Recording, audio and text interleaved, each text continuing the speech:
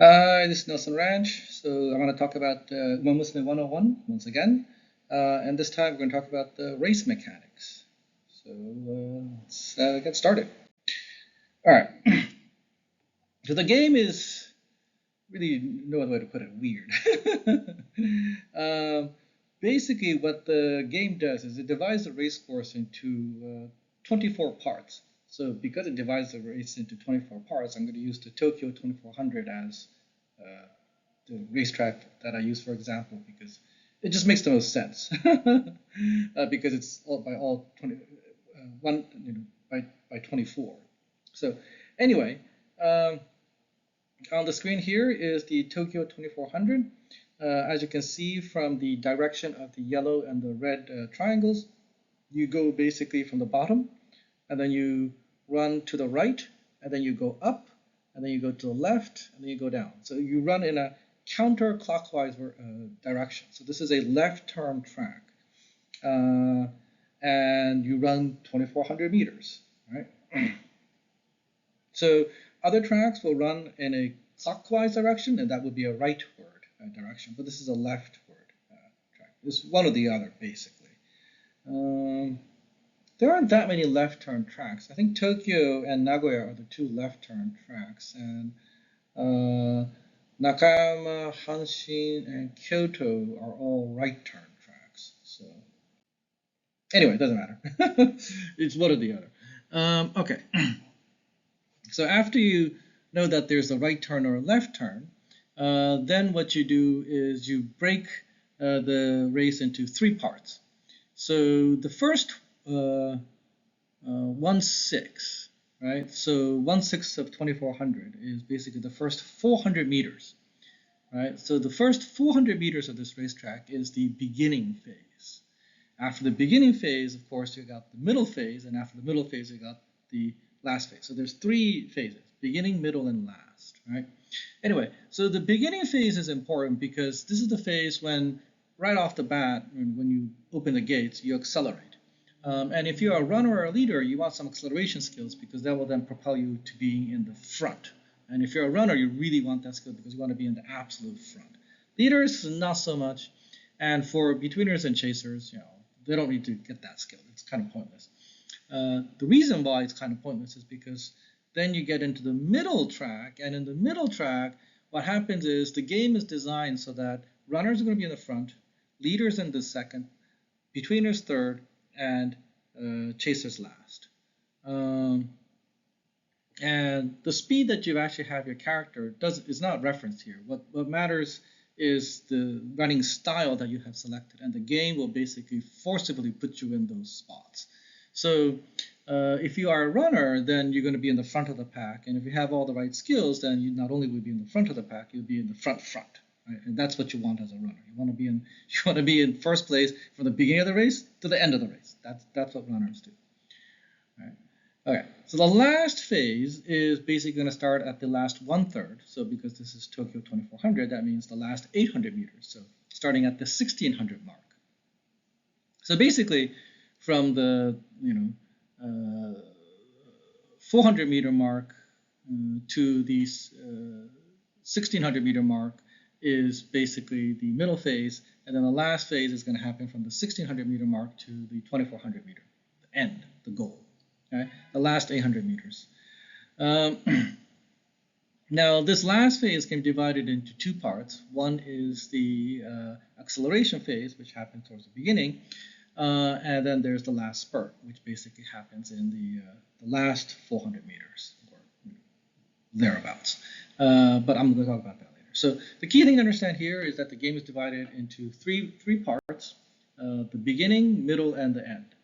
And because of the way the game is designed, there's this thing called position keep. So this is a new slide here. And position keep is this weird mechanic where if you are a leader and you're about to surpass the runner, the game will forcibly slow you down.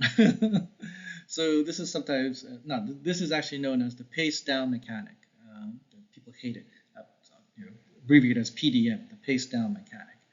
And the reason why the pace down mechanic is necessary is because you can't have a race in which betweeners and leaders are ahead of runners. It's just kind of crazy. So the game will force you to actually be in that place for the first 10/24ths of the race. So basically the first half, right? 10/24ths. So up until the 1,000 meter mark, the game is going to force you in that spot. Now after that 10/24th is over, after that 1,000 meter mark is done, then it's free for all. All the skills are going to go off in the middle of the race, and if you got skills going one after the other, you will go faster and faster, and you will actually be able to then surpass, runners sometimes, right? Leaders very often will actually surpass the runners, especially if it's not a particularly good runner, and will enter the acceleration phase at the very top, at the very front of the race, and that's where you actually want to be if you're a leader. And very often betweeners will actually go far forward so that they're actually among the leaders when the acceleration phase happens. That's the kind of thing that you want to see for your characters, right? Okay. So the position keep is something that, really annoys a lot of people, because it means that, if your character is doing really well in the beginning of the phase, the game automatically forces you back. Now there's actually one way to get out of that, and that is by proccing a speed skill. If a speed skill procs, and the position keep is going to be ignored, the pace down mechanic is going to be overridden, and you're going to go slightly faster. And so in like short distance races, you can actually kind of basically chain a bunch of skills one after the other, and you can actually do this by using the right unique skills. And if you're a leader, you can actually surpass the runner and just keep ahead of the runner throughout the entire race, because one speed skill after another is procced, so that you keep canceling the pace down mechanic, and you're going to ignore the position keep aspect of the game. That is doable, and I've seen people do that. So I mean, it's really hard, and I think in vanilla Umamusume, it's basically impossible. So I wouldn't worry about it, but it is doable for future reference. All right.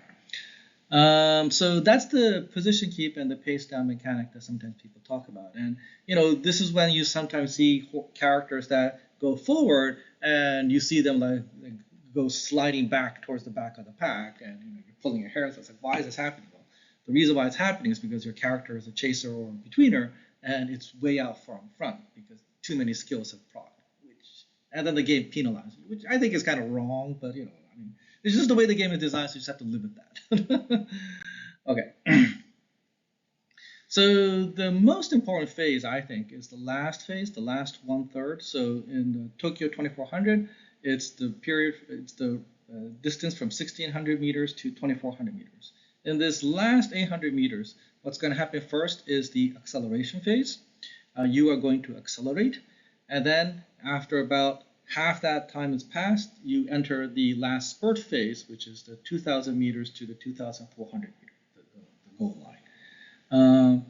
And in that first 400 meters, in the first half of the last phase, you're going to accelerate.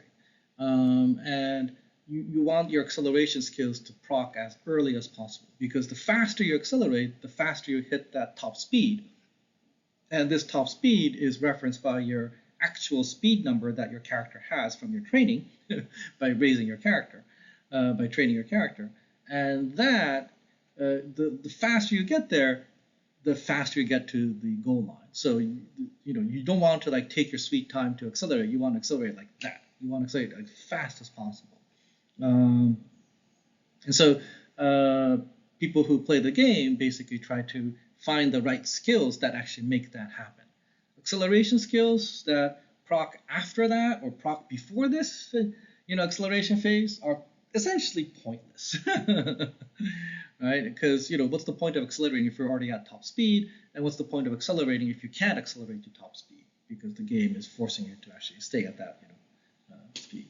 So there are certain skills in the game like that increases your acceleration in the middle phase of the game, and those are like basically useless skills that nobody uses. One of the famous ones, I think, is the one from Makikashi, I think, is the one it's called, but it doesn't really matter. Nobody uses that skill, so it doesn't matter. So the skills are important. Now, the reason why the skills are important is because although the the the power stat is the stat that actually increases your acceleration, in the game, the amount of acceleration you gain from power is too small. And so the acceleration skill is far more important. So this is what I mean. So this is a famous acceleration skill for leaders called Tsubazeriai. It gives you a boost to acceleration. It's a gold skill, so it gives you a big boost. It gives double the boost of a white skill. The white skill is Makko Shobu. And I will spare you the details, but if if you can get your character to power, I think 1500, then you get an acceleration skill effect of something equivalent to 1500. I mean, you don't need to know the actual numbers here, but just go with me on this. The white skill will give you 2000 acceleration, and the gold skill will give you 4000 acceleration. So it's like having high power is useful, but it's not that effective. Like the skills are far more powerful. So you want to get the right skills here. And in vanilla Umamusume, you're not going to get to power 1500. You're going to be at power 1200 at max. You just can't get any higher power than that. Now, in an environment in which nobody has acceleration skills, the higher power actually is going to be beneficial. But because the game has acceleration skills from the very beginning, you want that acceleration skill. I hope that makes sense, right? So the acceleration skills are actually very, very important. And you actually want to get the right acceleration skill to proc at the right moment. And that is basically, what people are trying to do. Now, the problem with the Tokyo 2400 is that this acceleration skill, if you actually read the text, basically says that you will accelerate if you're in the first in the front of the pack. So if you're like number 1 to number 5 of the nine-person race, well, that's pretty going to be easy for any leader. You will accelerate in the beginning of the acceleration phase. So the acceleration phase, if you recall, is 400 meters. So the beginning of the acceleration phase is basically from the 1600 meter mark to the 1800 meter mark. That's the beginning of the acceleration phase. It's in that 200 meter distance, you're going to hit this acceleration skill. Now, if the acceleration skill starts, procs, immediately you hit 1600, then you're golden. This is perfect. You just can't ask for anything more. But if the acceleration skill procs at like 1750, towards the end of that, phase, well, after 1750, if you've been running from 1600 and that 150 meters, odds are your character has already accelerated through, other means, and this acceleration skill has basically become wasted, and that's why it's a problem. The accelerations is going to be finished for most characters in like 100 meters or so. In like 100 meters, most characters will finish their acceleration. So you really want the acceleration skill to proc within the first 100 meters. And some characters have this skill that basically says you will accelerate in the first half of the acceleration phase. So instead of the first quarter, you're going to accelerate in the first 1/8. And that is the moment when your characters finally are going to shine. So that's actually a gold skill that's worth taking. That's an acceleration skill worth taking for a 2400 meter race or anything longer than that, right? Now, if it's the like a short distance race, like 1200 meters, if it's a 1200 meters race, then everything gets shrunk by half, right? So if it's like a short distance race of 1200 meters, what happens is the acceleration phase is going to happen in the last 400 meters, and the acceleration is going to happen in the first 200 meters of the last 400 meters. Right? So from basically the 800 meter mark to the 1000 meter mark. And this skill is going to proc in the first half of that. So it's going to proc between the 800 meter mark and the 900 meter mark. And if it happens to proc in that first 100 meters, then it's fine. The skill is effective, right? Because acceleration, the game is assuming that it's actually a real horse. It's a real person. So it's not like a machine. So these skills will, it's assumed that these skills actually are going to proc in this manner. Now, later on in the game, not in the vanilla version of Umamusume, later on in the game, you're going to get these new skills in which characters are just going to speed up like instantaneously, instant speed up. And that basically is breaking all laws of physics, but in the beginning of the game, they don't break the laws of physics. So the race mechanic is actually quite important to understand. And if you can understand the race mechanic, then you can understand which skills to take. Now, I would imagine, and this is already the case in the Japanese version, enough people play the game, enough people ask which skills are effective, and so, YouTubers basically go online and they tell you these skills are effective and these skills are not effective. So take these skills, don't take those skills. And I imagine something similar happened in the Japanese game as well, in the English version of the game as well. So I wouldn't worry too much, but it's good to know, right?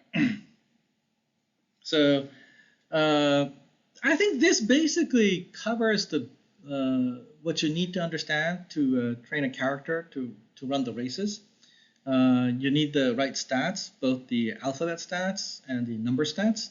So you want to have at the very least A to be able to run the stats to run the race without any penalty. And if it's actually a PvP race, you want distance S to actually get that boost to speed.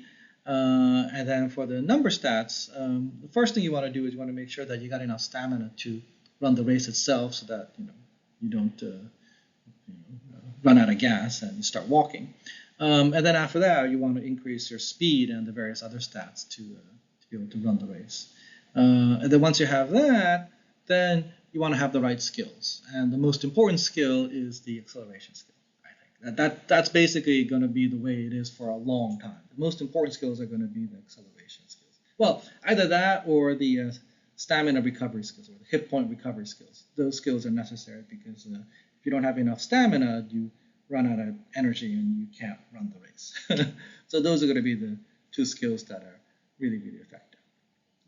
So knowing which skills to have, knowing what stats you have, that's going to be the key part of the game. Now, in the PvP aspect, whether it's the League of Heroes or the Champions Meetings, and I imagine it's only going to be the Champions Meeting in the beginning, the game is basically going to only do G1 races in Japan. So these are the list of G1 races that are available in the game. So there's these turf G1 races and dirt G1 races, and basically, as you can tell from the screen here, I don't know, do I need to read this?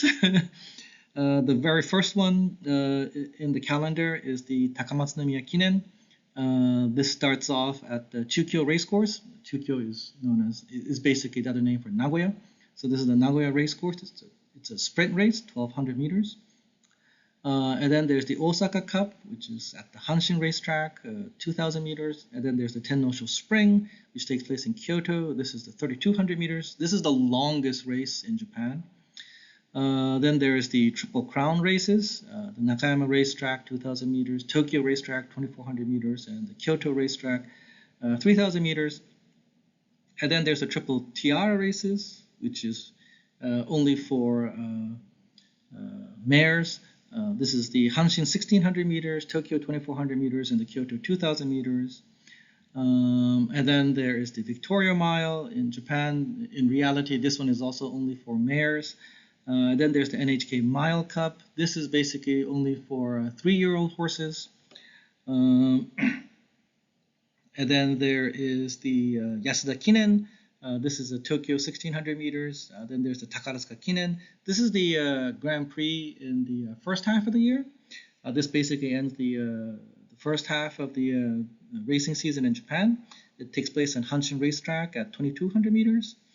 And then there is the Sprinter Stakes. This starts off the fall season of the G1 races in Japan. The horses don't run in the summer because Japan's too freaking hot for that. And then the Tennosho Fall happens in Tokyo 2,000 meter, which then is followed by the Queen Elizabeth Cup. This one is also only for mares. It's Kyoto 2,200 meters. And then there's the Japan Cup of Tokyo, 2,400 meters. And then there's the Mile Championship at Kyoto, 1,600 meters. And then finally, there's the big one, which is the Arima Kinen, which takes place at Nakayama Racetrack, Racecourse in 2,500 meters. And then there is the basically the races for 2-year-old horses. In the past, the Asahi Cup was basically for horses in the east, and the Hanshin race was for horses in the west. They did it by region, but now basically the Asahi Cup and the Hanshin Juvenile Fillies both take place in Hanshin Racetrack in Western Japan, in Osaka. But the Asahi is for stallions, and the Hanshin JF Juvenile Fillies is for mares, and this is for 2-year-old horses. So this basically determines, the strongest,